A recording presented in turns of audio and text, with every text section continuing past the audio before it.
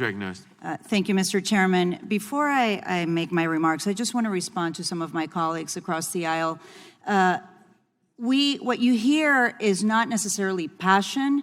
When you hear us voicing our concern for children being detained, it is outrage. Outrage that so many of our colleagues refuse to stand up for what is right and instead try to use the criminalization of immigrants to score political points with your base. And that is something that is just a very low point in our government. So I just want to stand here before you to support the authorization of subpoenas because it is vital to extracting basic information from this administration. What we know right now is that this administration has instituted cruel, inhumane policies against migrants, children, and families.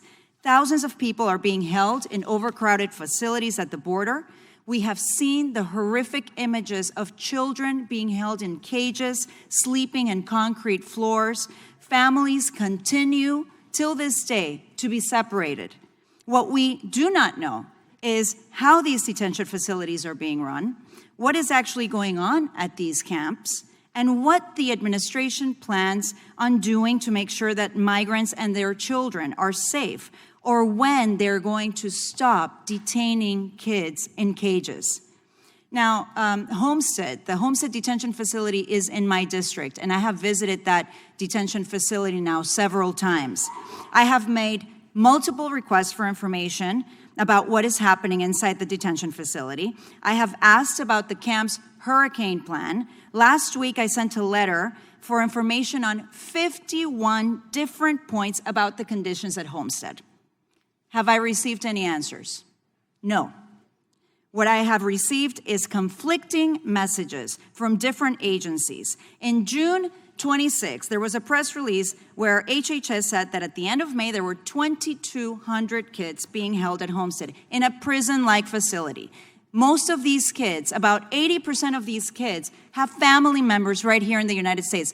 However, they are being detained by a for-profit company because it is to their incentive to keep these kids locked up. They're making close to $2 million a day by keeping these kids locked up in a for-profit detention facility. So I don't want to hear that the administration is running out of funding to deal with the crisis in the border when they're paying $775 per kid at the Homestead detention facility. And then we see kids that have no toothbrushes, no blankets.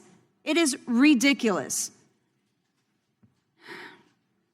Now, what these kids are going through is so shocking that the Center for Human Rights and Constitutional Law filed a motion at the end of May in support to enforce the Flores Settlement Agreement because they are in violation of the Flores Settlement Agreement.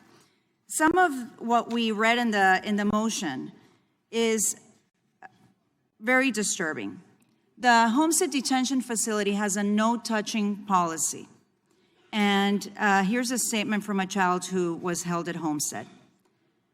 The rules here that you can't touch anyone.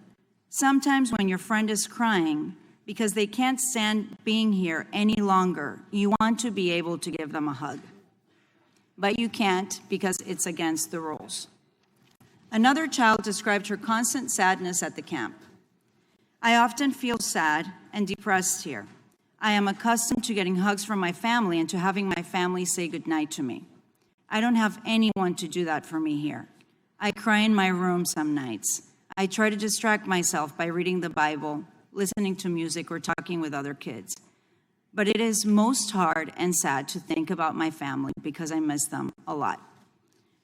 We have to take into account what harm we are causing thousands of kids by this administration, and we have to remember that these are children that are being held while their families are in other places in the country waiting for them.